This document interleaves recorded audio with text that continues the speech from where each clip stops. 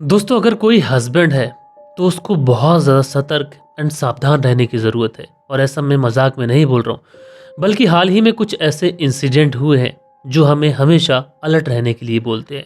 क्योंकि कब किसकी कौन सी आखिरी रात हो जाए कोई नहीं जानता। क्योंकि आज का जो इंसिडेंट मैं आप लोग को सुनाने जा रहा हूँ, ये शायद आप लोगों के लिए ही है। आप लोग इस पूरे इंसिडेंट को सुनेंगे और सुनने के बाद में चौंक जाएंगे। इस केस के अंदर कुछ ऐसे ट्विस्ट, कुछ ऐसे टर्न्स आएंगे जो शायद ही आप लोगों ने पहले कभी सुने हो।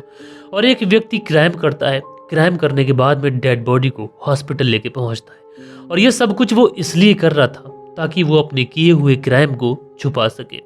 Welcome to my channel Hindi documentary, और आप लोग देख रहे हैं शाबिश मलिक। चलते हैं, फिर शुरू करते हैं। एक व्यक्ति जिसका नाम दीपक कुमार है, जो कि उत्तर प्रदेश के बिजनौर के मुकरंदपुर में रहता है। और यहीं पर इसके माता पिता और इसके 2 भाई भी रहते हैं।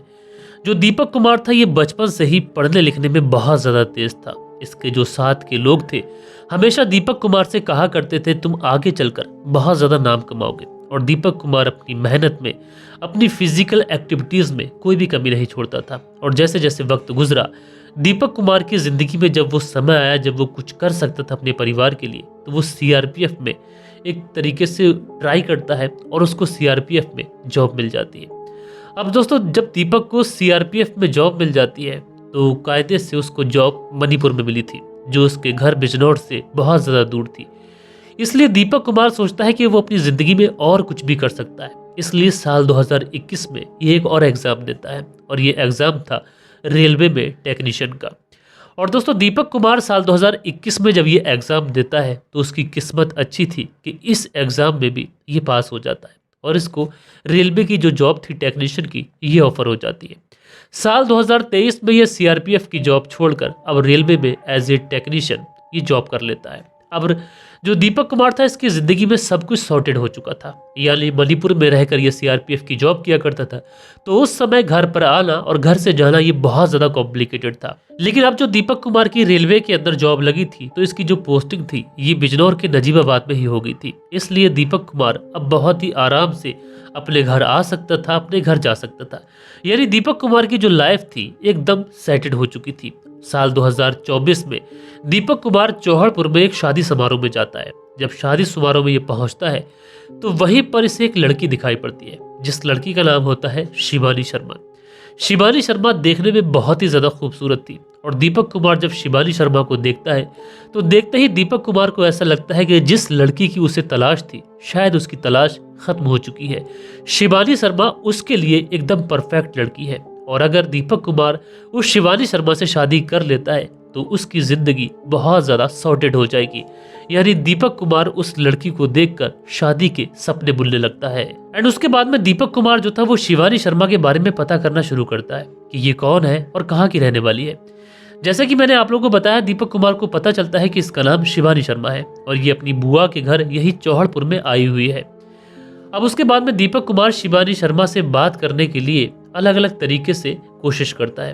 और दोस्तों, वो कहावत है कि किसी से तुम कोशिश करो, अगर किसी को तुम चाहते हो तो सारी कायनात तुम्हें उससे मिलाने की साजिश करने लगती है। और दीपक कुमार इसमें कामयाब होता है। दीपक कुमार की किसी तरीके से शिवानी शर्मा से दोस्ती हो जाती है। जब इन दोनों के बीच में दोस्ती होती है, धीरे धीरे ये दोनों एक दूसरे के साथ में वक्त गुजारते हैं, तो अल्टीमेटली जो दीपक कुमार होते हैं ये शिवानी शर्मा को प्रपोज कर देते हैं। अब शिवानी शर्मा भी उस प्रपोजल को रिजेक्ट नहीं कर पाती है, क्योंकि वो भी बहुत अच्छे से जानती थी कि दीपक कुमार की क्या जॉब है और वो कितना कमाते हैं। हर लड़की जो भी शादी करती है वो ये डिजर्व तो करती है कि उसका पति एक अच्छी जॉब हो उसकी और अच्छा पैसा कमाता हो।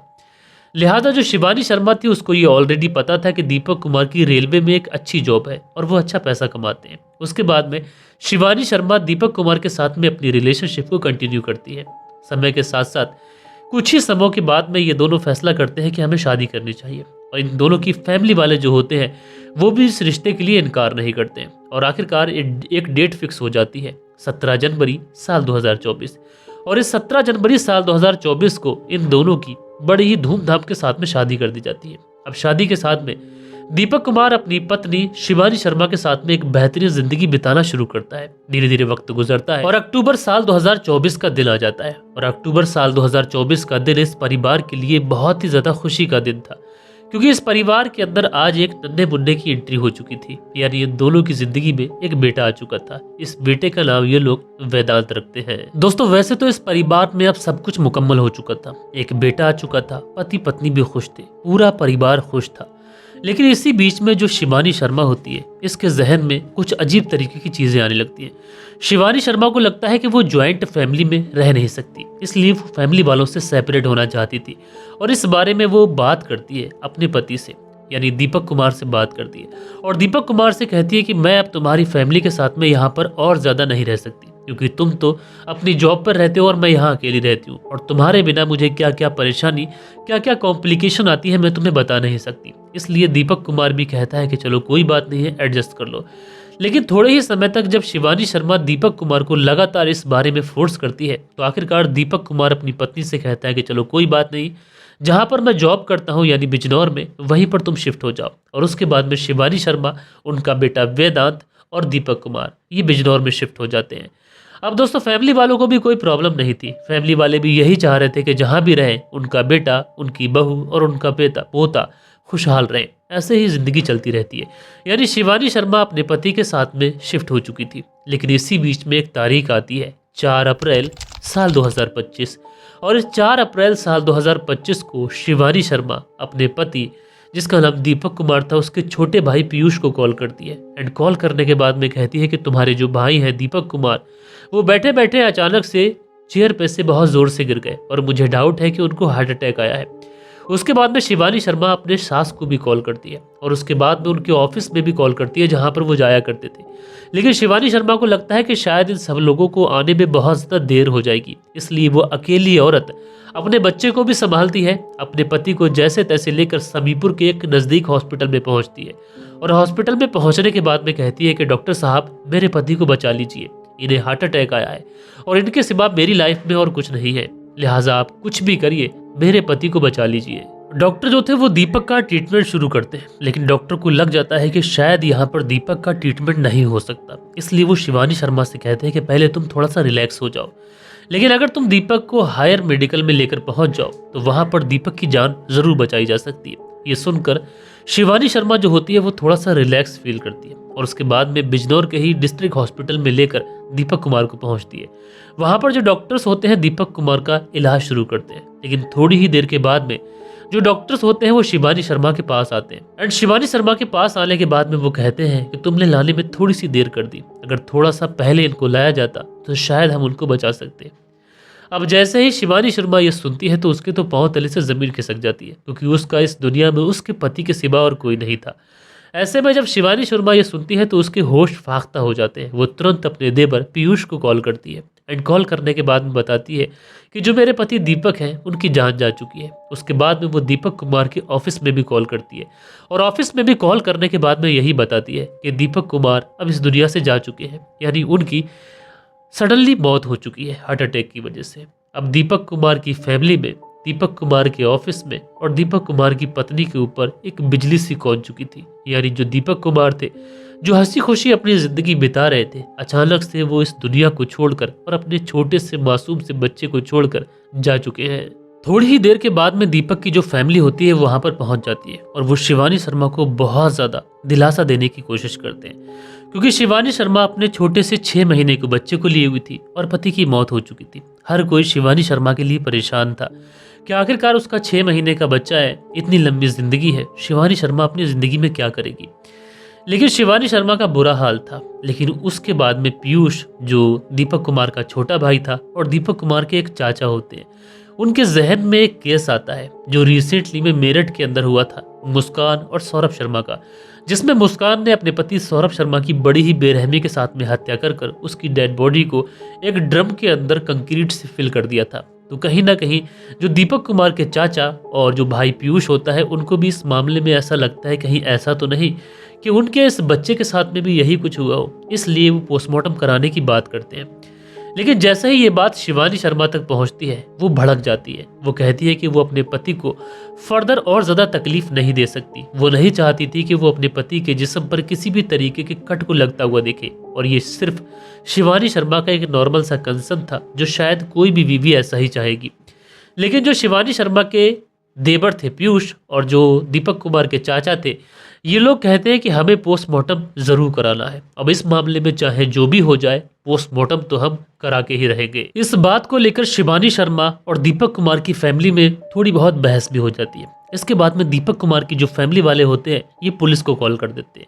पुलिस भी आ जाती है। पुलिस वाले जो थे वो डेड बॉडी को बहुत ही बारीकी से चेक करते हैं और दीपक कुमार की फैमिली की बात सुनते हैं। पुलिस वाले कहते हैं कि अगर डेड बॉडी का पोस्टमार्टम वो लोग कराना चाहते हैं तो इसमें हर्जी क्या है। लेकिन शिवानी शर्मा लगातार पोस्टमार्टम कराने की बात से इनकार कर रही थी। वो नहीं चाहती थी कि उसके पति के साथ में किसी भी तरीके की कोई चीरफाड़ हो, क्योंकि एक पत्नी अपने पति से बेइंतहा मोहब्बत करती है। लेकिन ऐसा तो नहीं है कि फैमिली वाले मोहब्बत नहीं करते थे, इसलिए फैमिली वाले बस एक अपना शक, एक अपना डाउट मिटाना चाहते थे। लिहाजा पुलिस वाले फैमिली वालों की बात सुनते हैं और पुलिस वाले कहते हैं कि अब तुम चाहे हाँ करो या फिर ना करो, पोस्टमार्टम तो इस डेड बॉडी का होकर ही रहेगा। उसके बाद में डेड बॉडी जो थी पोस्टमार्टम के लिए भेज दी जाती है। इधर पीयूष से एक मैंडेटरी एफआईआर भी दर्ज करा ली जाती है, जो कि पोस्टमार्टम के लिए जरूरी थी। अब उसके बाद में जो पोस्टमार्टम की रिपोर्ट आती है, शायद उसको सुनने के लिए कोई भी रेडी नहीं था। पोस्टमार्टम की रिपोर्ट में जो लिखा हुआ था और शिवानी शर्मा जिस वजह से पोस्टमार्टम नहीं कराना चाहती थी, ये सारी वजह जब आती है तो हर कोई हिल के रह जाता है। पोस्टमार्टम की इस तरीके की रिपोर्ट देखने के बाद में अगर किसी के ऊपर शक जाता है तो सबसे पहले शिवानी शर्मा के ऊपर ही जाता है, क्योंकि शिवानी शर्मा अब तक सबको यही बता रही थी कि ये महज एक हार्ट अटैक है और वो पोस्टमार्टम भी नहीं कराना चाहती थी। और शिवानी शर्मा ही ऐसी थी जो दीपक कुमार के साथ रह रही थी, तो शक अगर किसी के ऊपर जाना था तो बस शिवानी शर्मा के ऊपर जाना था। लिहाजा उसके बाद में पुलिस शिवानी शर्मा को उठा लेती है एंड इससे पूछताछ करती है। अब शिवानी शर्मा भी और लोगों की तरह जैसे हर क्रिमिनल बताता है कि उसने कुछ नहीं किया है, ऐसे ही शिवानी शर्मा भी पुलिस को गुमराह करने की कोशिश करती है। लेकिन जब पुलिस सख्ती से शिवानी शर्मा के साथ में पूछताछ करती है तो एक सच सामने निकल के आता है। दरअसल शिवानी शर्मा अपने पति दीपक कुमार के साथ में जब बिजनौर में शिफ्ट हुई थी, तो धीरे धीरे जब वक्त गुजरा तो दीपक कुमार जब कभी भी अपनी ड्यूटी से घर लौट कर आता था तो वो देखता था कि उसकी जो पत्नी है उसका मुंह जो है वो अचानक से चढ़ा हुआ होता था। इसलिए दीपक कुमार ये सोचता था कि शायद वो उसके बेटे वेदांत की परवरिश करती है, तो दिन भर वो शैतानी करता है, थका देता है, इस वजह से शायद उसको ये प्रॉब्लम्स आ रही हैं। लेकिन दीपक कुमार को ये नहीं पता था कि उसकी पत्नी का कोई एक्स्ट्रा मैरिटल अफेयर भी हो सकता है। इस वजह से धीरे धीरे जब वक्त गुजरा तो दीपक कुमार को ये पता चला कि उसकी पत्नी का एक्स्ट्रा मैरिटल अफेयर है और इसी वजह से इन दोनों के बीच में झगड़ा शुरू हो गया, क्योंकि दीपक कुमार के जहन में अब तक मेरठ वाला केस भी आ चुका था, जिसमें मुस्कान और जो सौरभ राजपूत था जिसका कत्ल किया गया था और उसकी पत्नी मुस्कान ने किया था। तो इन्हीं सारी वजहों से अब इनके बीच में झगड़ा बढ़ा। तो इसी वजह से जो शिवानी थी, ये अब अपने पति को रास्ते से हटाना चाहती थी। अब इसमें यह पुष्टि नहीं थी कि शिवानी शर्मा का कोई बॉयफ्रेंड था भी या फिर नहीं था, लेकिन शिवानी शर्मा रोज रोज के झगड़ों से तंग आ चुकी थी। इसलिए 24 तारीख को ये एक प्लान करती है और इसी प्लान के तहत 4 अप्रैल साल 2025 को जब ये सुबह का नाश्ता बनाती है तो चाय में अपने पति को कुछ नशीली दवाई दे देती है। अब जैसे ही पति उस नशीली दवाई को लेता है तो उसको नशा हो जाता है। अब जब उसको नशा होता है तो उसके बाद में ये उसके गले को चोक कर उसकी हत्या कर देती है और उसके बाद में ये अपने बेटे को लेकर छत पे चली जाती है।